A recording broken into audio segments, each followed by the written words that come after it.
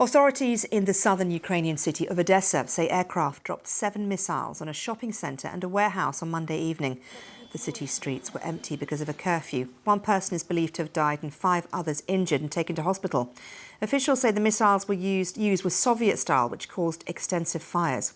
Well, let's cross live now to our correspondent Joe Inwood, who is in Lviv. And Joe, what more do we know about that particular attack?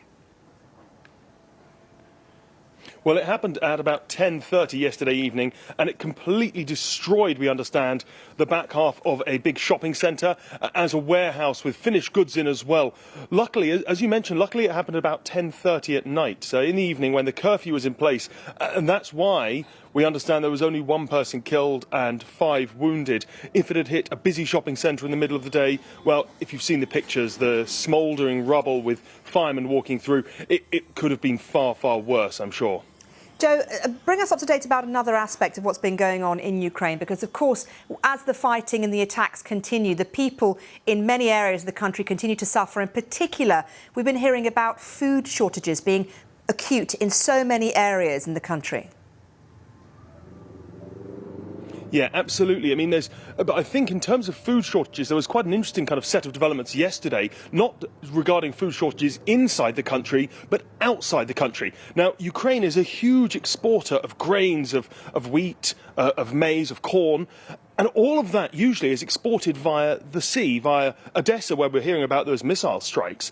And what we saw yesterday was Charles Michel from the European Council was looking at some of those warehouses, which we understand are full of grains, are full of food produce that is ready to be exported, but can't be because of the Russian sea blockade. Now, Russian ships are stopping anything coming into or out of Odesa.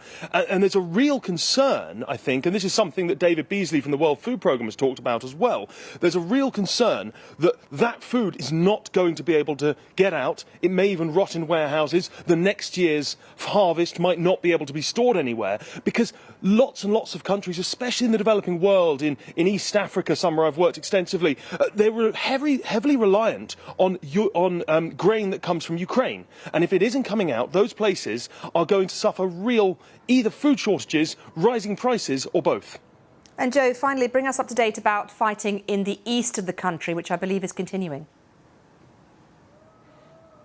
Yeah, absolutely. It is in the east of the country. I'm sure your viewers are aware it's in the east of the country, in this area called the Donbass, that the fighting is now concentrated. There's a few kind of points to mention here. The town of Popasna, which had been a front line over the last couple of days, it's become clear that has been taken by the Russians. This is somewhere that had been fought over really since the start of the war.